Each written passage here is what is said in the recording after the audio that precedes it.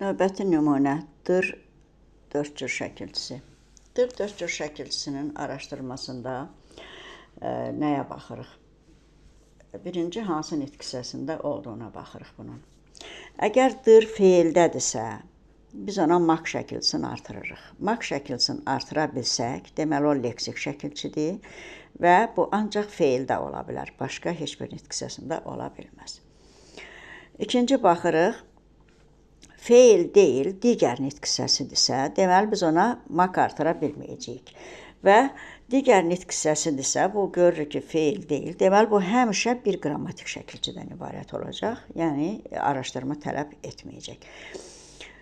Amma feildədir, dır mak şəkilçisini artıra bilmiriksə, onda bu həm bir qrammatik, həm də bir leksik, bir qrammatik ola bilər və araşdırmanı da məhz biz bunda aparacağıq. Deməli, araşdırma tələb edən bu üçüncü şərtdir.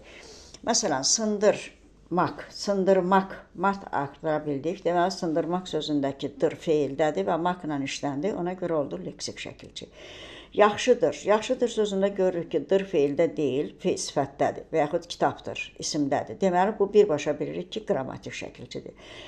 Bir də deyirik ki, məsələn, dır şəkilçi həmsə vurğuya görə fərqlənən şəkilçidir deyə, o vurğu fərqi ilə müxtəlif nitq hissələrində ola bilər. Məsələn, yazdır sözündə biz kökdəki yazı həm isim, həm də feil kimi başa düşə bilərik. Buna ancaq mətn daxilində baxmaq lazımdır, kontekstdə. Məsələn, indi yazdır.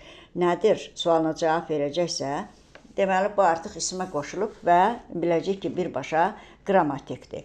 Yox, əgər desək ki, məktubu yazdır, suala fikir veririk. Nə et? Deməli, feilə qoşulub və nə et sualda həm dır yoxdur, həm də yazdırmaq, bura mak artıra bildik, deməli olacaq leksik şəkilçi.